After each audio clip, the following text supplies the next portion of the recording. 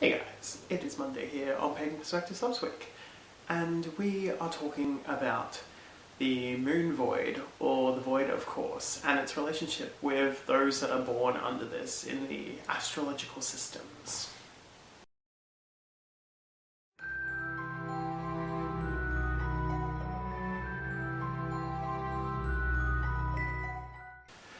So, our question this week, let me just get it up on my phone, comes from punkieVbrite, and it is: if a person is born during a moon void, would their moon sign be influenced by both the exiting and entering signs? I have completed 5 or 6 birth charts for myself, and depending on which method, book, or website I use, I either have a Leo or Virgo moon sign. I'm also born on a leap day, February 29th, but don't think this has a major impact on moon signs. I'm aware that people born on a sign's cusp may have influence of both signs. I've heard friends read the moon sign description of Leo and Virgo in a book I have to see which best describes me, and everyone says both. After some contemplation and research on this subject, I concluded that I must be born during a void, but have trouble finding info regarding persons born during a void and the influence of void on birth, personality, and behaviour. So when we got this topic, I am not astrology trained. I do not know a lot about astrology. I know where particular planets and alignments occur within my chart thanks to friends who are trained in astrology and Astro.com. Pretty sure it's Astro.com. They do like a free chart.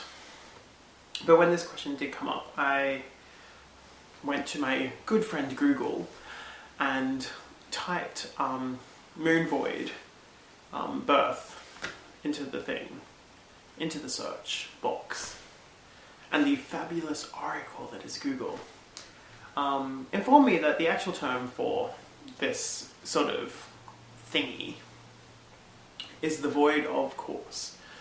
It pretty much talks about the moon passes through the 12 astrology signs over a cycle of about 28 and a half days, spending a couple of days in each sign.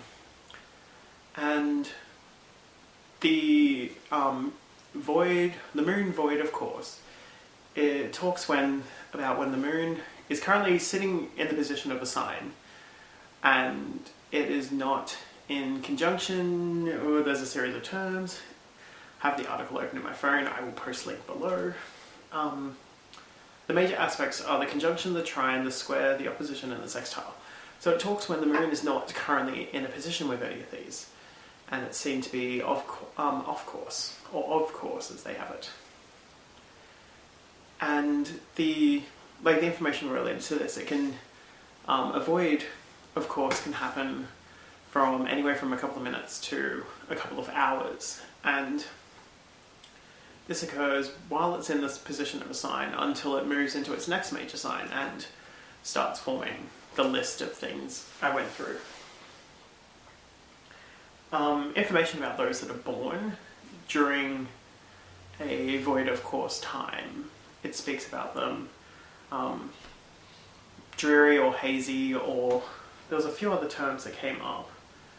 So much information.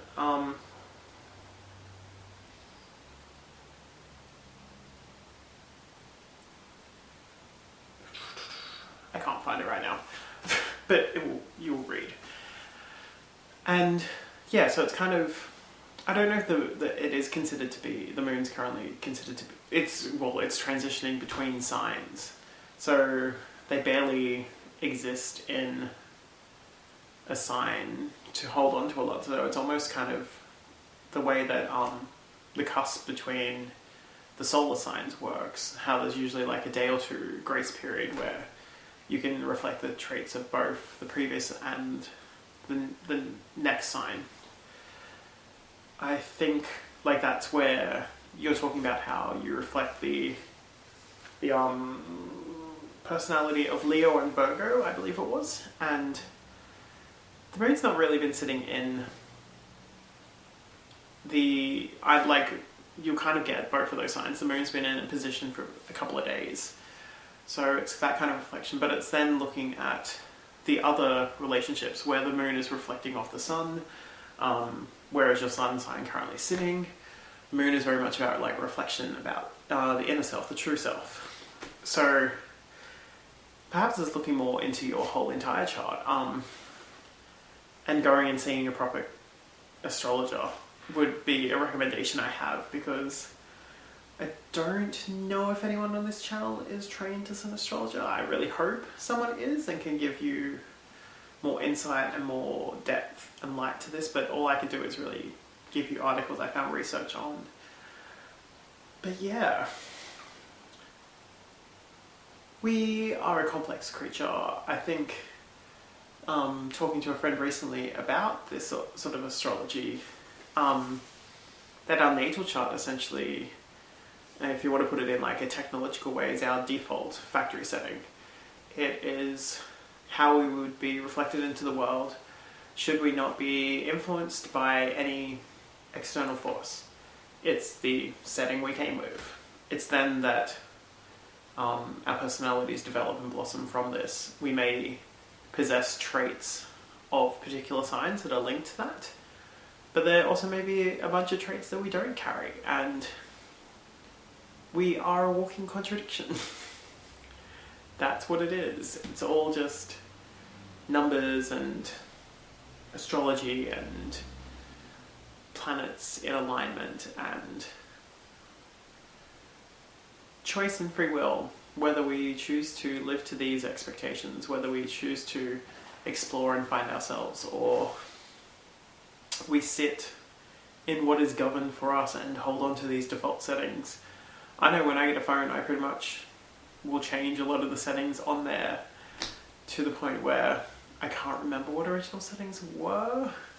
So I feel like that's how I am. I'm a Gemini sun and a Pisces moon, but I have a lot of Taurus in my chart, so I'm pretty stubborn, and yeah, it's one of these situations where is knowledge influencing the way we act, or are we being true and authentic to ourselves? It's kind of one of those dissect, decipher, and work inwards.